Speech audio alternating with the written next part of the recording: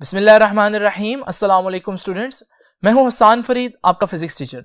Students, आप लोग जानते हैं कि लास्ट टाइम जो हमारी डिस्कशन चल रही थी वो इफेक्ट्स ऑफ करंट के बारे में थी और मैंने आप लोगों को बताया था कि 3 किस्म के करंट के इफेक्ट्स होते हैं, जिनमें एक हीटिंग इफेक्ट और दूसरा मैग्नेटिक इफेक्ट था, जो हम लोगों ने पढ़ लिया। आज हम थर्ड और लास्ट इफेक्ट को डिस्कस करेंगे, जो कि है chemical effect.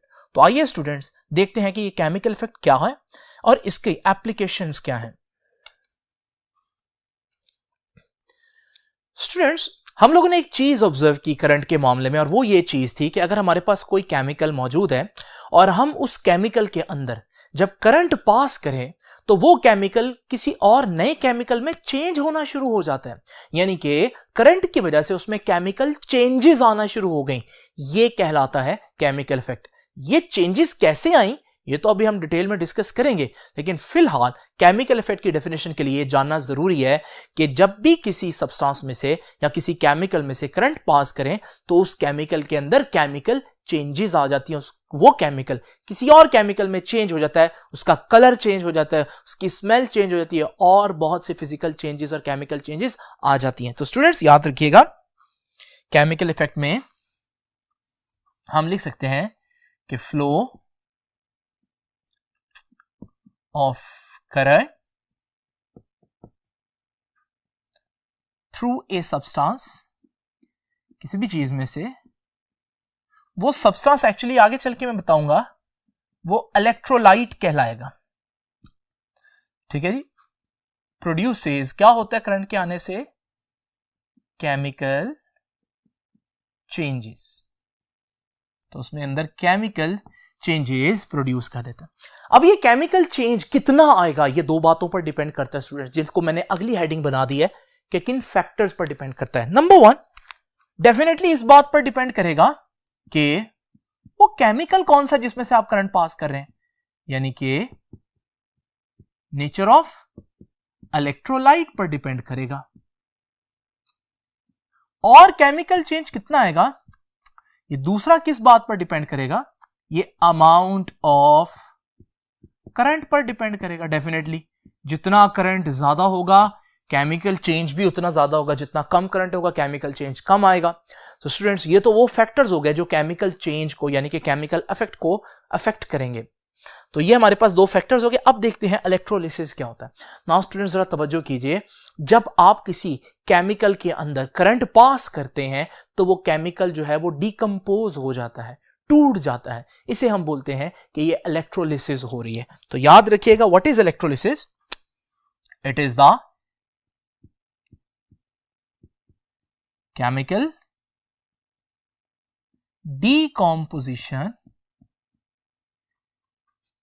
decomposition of an electrolyte.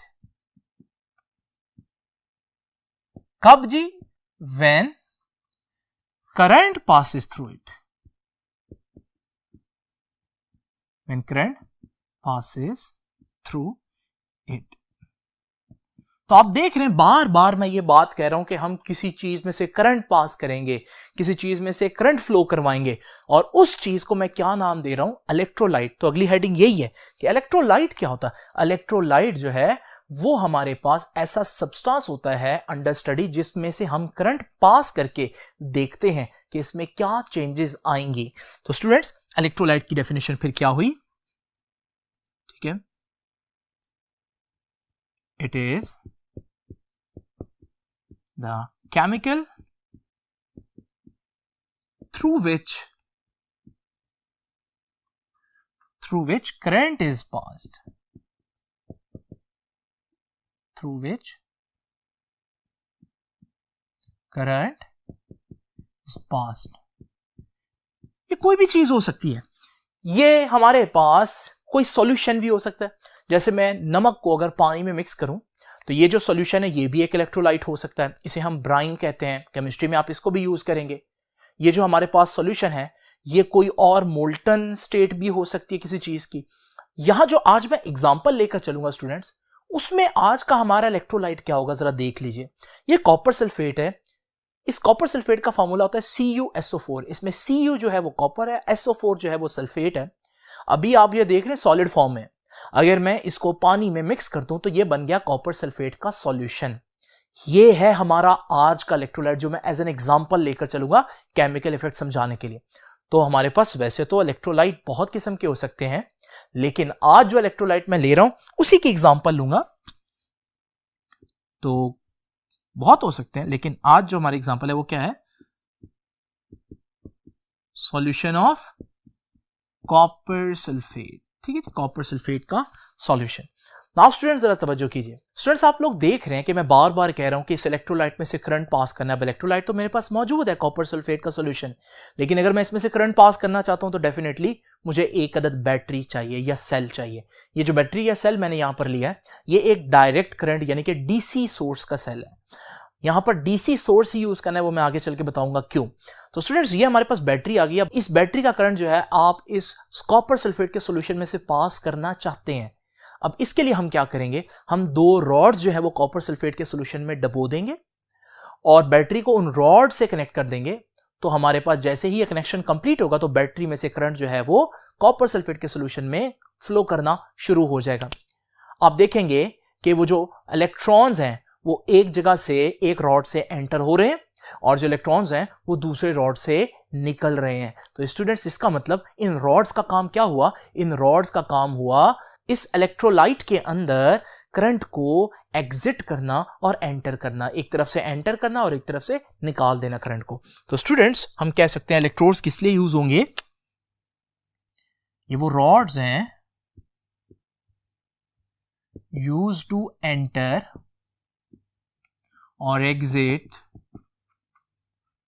और exit the current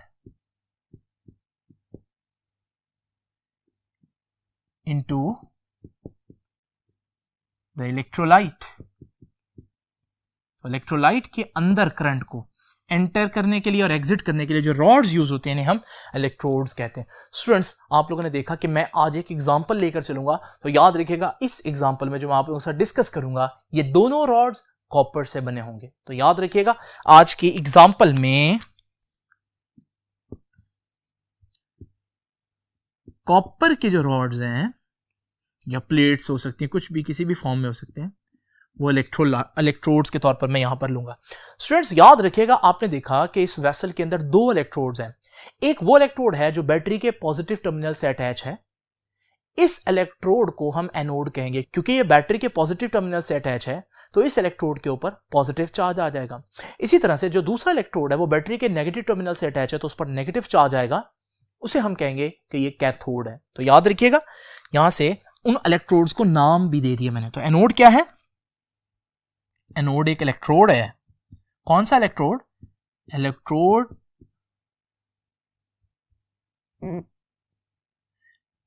connected to positive terminal of battery. वो इलेक्ट्रोड जो बैटरी के पॉजिटिव टर्मिनल से अटैच है। इसी तरह से व्हाट इज कैथोड? कि ये भी इलेक्ट्रोड है, electrode which is connected to negative terminal of the battery. ये बैटरी के नेगेटिव टर्मिनल से अटैच होगा। और आज की एग्जांपल में हमारा एनोड भी कॉपर का है और कैथोड भी कॉपर का है क्योंकि मैंने कॉपर के ही रॉड्स लिए। स्टूडेंट इससे पहले कि मैं इस रिएक्शन के मजीद डिटेल में जाऊं, एक बात जो मैं आप लोगों को यहां बताना चाहूंगा वो ये है कि अगर मैं इस पूरी चीज को यानी कि ये पूरा बर्तन जिसके अंदर इलेक्ट्रोलाइट भी पड़ा है, जिसके अंदर इलेक्ट्रोड्स भी पड़े हैं, ये सारी चीज को हम कलेक्टिवली वोल्टामीटर कहते हैं। याद रखिएगा वोल्टामीटर भी एक इंपॉर्टेंट टर्म है जो आप लोगों को पता होनी चाहिए। What is voltameter? It is the vessel. ये वो वेसल है कंटेनिंग जिसके अंदर मौजूद है क्या क्या चीजें? Containing electrode and electrolyte. तो वो पूरी वेसल जिसके अंदर इलेक्ट्रोड और इलेक्ट्रोलाइट है उसे हम वोल्टामीटर कहते हैं। आइए स्टूडेंट्स अब जरा डिटेल में देखते हैं कि ये रिएक्शन किस तरह से होगा। सबसे पहले तो देखें, ये कॉपर सल्फेट का सॉल्यूशन जो है, इसमें कॉपर आयंस अलग होंगे और सल्फेट आयंस जो है वो अलग होंगे। अब जरा देखते हैं इस कैथोड को। आप जानते हैं कि कैथोड बना तो कॉपर से है, लेकिन अटैच किसके साथ है? ये बैटरी के नेगेटिव टर्मिनल से अटैच है, तो इस इलेक्ट्रोड के ऊपर नेगेटिव चार्ज आ जाएगा। अब आप लोग जानते हैं कि सॉल्यूशन के अंदर मौजूद कॉपर का जो आयन है, अगर आप देखें तो उस पर +2 चार्ज है। +2 चार्ज क्या बता रहा है? +2 चार्ज बता रहा है कि कॉपर जो है उसके पास 2 इलेक्ट्रॉन्स की शॉर्टेज है। तो ये कॉपर पहुंचेगा कैथोड इलेक्ट्रोड के पास, उसको जाकर ये कहेगा कि मुझे 2 इलेक्ट्रॉन्स चाहिए। तो ये उसके पास क्योंकि नेगेटिव चार्ज है, वो इसको इलेक्ट्रॉन दे सकता है, तो वो उसको कहेगा कि भाई इलेक्ट्रॉन तो मैं आपको दे दूंगा, लेकिन उसकी शर्त यह है कि इलेक्ट्रॉन लेने के बाद आपको इसी इलेक्ट्रोड पर डिपॉजिट होना पड़ेगा, यहीं पर ही रहना पड़ेगा। तो ये कॉपर इस इलेक्ट्रोड से 2 इलेक्ट्रॉन्स लेकर जब कॉपर का न्यूट्रल एटम बन जाएगा तो ये यहीं पर डिपॉजिट हो जाएगा। और स्टूडेंट्स, एक और कॉपर भी आएगा, वो भी इसी से 2 इलेक्ट्रॉन लेकर डिपॉजिट हो जाएगा। एक और कॉपर आएगा, वो भी इसी से इलेक्ट्रॉन लेकर डिपॉजिट हो जाएगा। और आप देखेंगे सॉल्यूशंस के जो कॉपर हैं, वो कॉपर आयंस जो हैं वो इलेक्ट्रोड पर आकर इलेक्ट्रॉन जो है वो एक्सेप्ट करेंगे और कॉपर का न्यूट्रल एटम बनेंगे और वहीं पर डिपॉजिट होते जाएंगे, यानी कि कैथोड के ऊपर जमा होते जाएंगे। तो ये रिएक्शन कुछ इस तरह से बनेगा कि आपके पास कॉपर का आयन था, कॉपर +2, इसने जाकर कैथोड पर 2 इलेक्ट्रॉन्स ले लिए, कैथोड पर चला गया ना, और क्या बन गया जी? कॉपर का न्यूट्रल एटम बन गया। मगर ये अब क्या मूव कर सकता है? नहीं, ये अब वहां पर डिपॉजिट हो गया।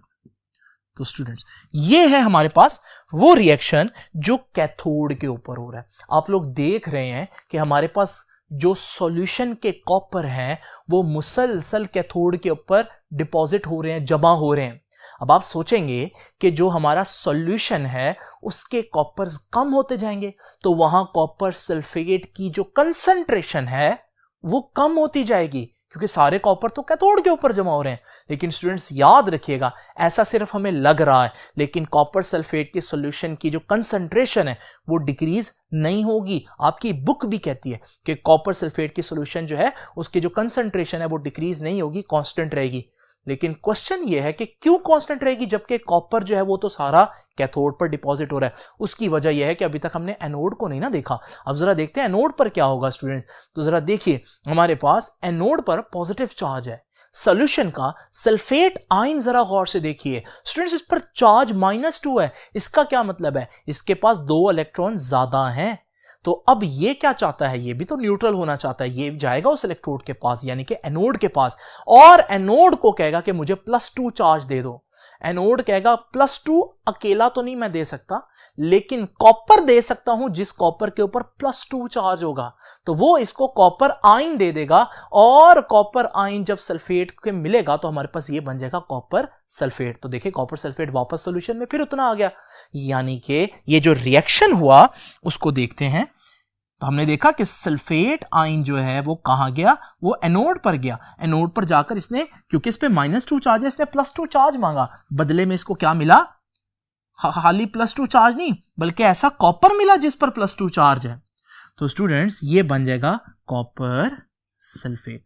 तो आप लोगों ने देखा ये कॉपर डिपॉजिट हो रहा था और यहां से वापस कॉपर सॉल्यूशन में भी आ रहा है, यानी कि अगर हम इस ओवरऑल चीज को देखें तो हमारे पास कुछ इस तरह से बन रहा है ये सिस्टम कि यहां से हमारे पास कॉपर जो है वो डिपॉजिट हो रहा है और यहां से हमारे पास कॉपर जो है वो वापस सॉल्यूशन में आ रहा है। तो स्टूडेंट्स, इस वजह से मैंने बोला कि कॉपर सल्फेट की कंसंट्रेशन कम नहीं होगी। जब आप ओवरऑल देखेंगे तो जितना कॉपर कैथोड पर डिपॉजिट हुआ है उतना ही कॉपर जो है वो हमारे पास एनोड से सॉल्यूशन में भी आ जाएगा। नाउ स्टूडेंट्स, ये तो हो गया हमारे पास दोनों रिएक्शंस। ये बहुत इंपॉर्टेंट बात है कि कॉपर सल्फेट की जो कंसंट्रेशन है, कॉपर सल्फेट की concentration remains same, remains constant. इसकी कंसंट्रेशन चेंज नहीं होगी। एमसीक्यू पूछा जाता है, इसलिए बार बार इस पर जोर दे रहा हूं। नाउ स्टूडेंट्स, इस रिएक्शन का फायदा क्या हुआ? इस रिएक्शन का एक बहुत इंपॉर्टेंट फायदा हो सकता है। जरा एक आम से एग्जांपल लेते हैं। इमेजिन करें कि मेरे पास इस कैथोड की बजाय मैं एक स्पून ले लूं और जो अंदर इलेक्ट्रोलाइट है उस इलेक्ट्रोलाइट में मैं बजाय कॉपर की जगह मेटल जो लूं वो गोल्ड हो। अब होगा क्या, गोल्ड के एटम्स बिल्कुल उसी तरह से इस कैथोड पर यानी कि स्पून पर आकर डिपॉजिट होते जाएंगे और जब वो डिपॉजिट होते जाएंगे तो हमारे पास एक वक्त आएगा कि हम इस पर देखेंगे कि एक गोल्ड की लेयर चढ़ चुकी होगी। इसे कहते हैं कि हमारी जो स्पून है वो इलेक्ट्रोप्लेट हो गई है। आप लोग जानते हैं हम बर्तनों को, जेवरात को, अक्सर चीजों को इस तरह से सोने का पानी चढ़ाते हैं, हम इसको उर्दू में कहते हैं। असल में हम क्या कर रहे होते हैं, हम उस पर इलेक्ट्रोप्लेटिंग कर रहे होते हैं। क्यों कर रहे हैं इलेक्ट्रोप्लेटिंग? क्योंकि सोना तो बहुत एक्सपेंसिव है, तो हम डेकोरेशन के लिए समटाइम्स अगर एग्जैक्ट गोल्ड नहीं ले सकते तो हम ऐसी चीजें ले लेते हैं जिन पर हम गोल्ड का जो है वो पानी चढ़ा देते हैं। तो स्टूडेंट्स, ये जो हमारे पास प्रोसेस है इसे हम इलेक्ट्रोप्लेटिंग कहते हैं। तो इसका मतलब हमारे पास जो केमिकल इफेक्ट है इसका एक बहुत इंपॉर्टेंट फायदा क्या हुआ, वो फायदा हुआ इलेक्ट्रोप्लेटिंग। तो याद रखिएगा पहली एप्लीकेशन क्या हुई,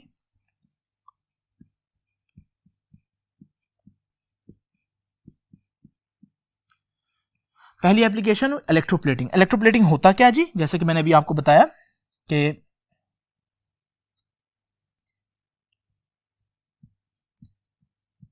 इसमें हम क्या करते हैं, we deposit a thin layer of expensive metal over cheap metal.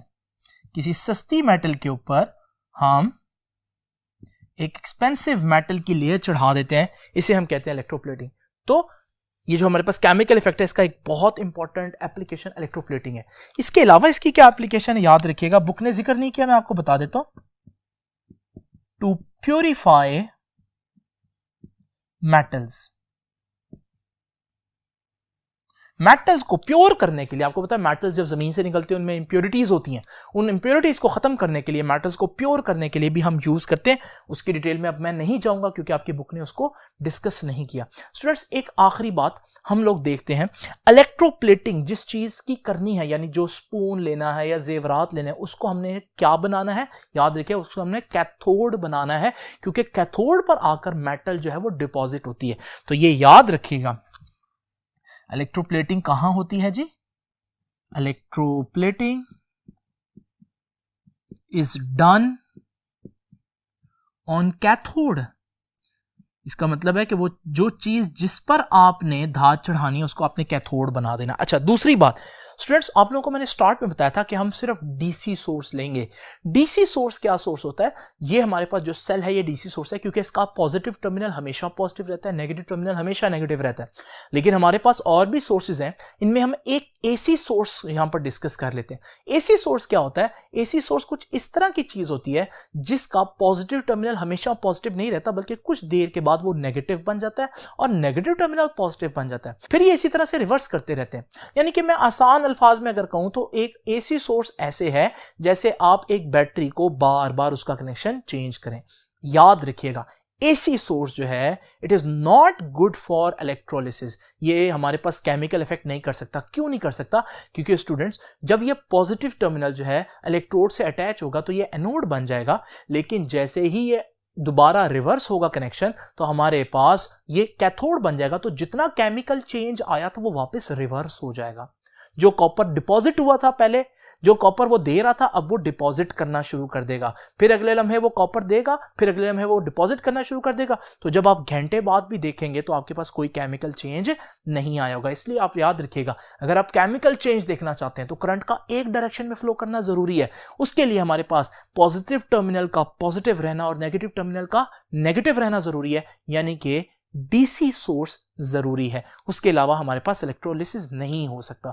Students, ये था हमारे पास केमिकल इफेक्ट। आप लोगों ने देखा कि मैंने इसको बड़े ही तरतीब से लिख दिया, ऑल्दो बुक ने इस तरह से हेडिंग्स नहीं बनाई। अब ये काम है आपका कि आप इसको अच्छी तरह से नोट करें और अच्छी तरह से इसको याद करें। आपसे अब इंशाल्लाह मुलाकात होगी नेक्स्ट लेक्चर में। तब तक के लिए अल्लाह हाफिज।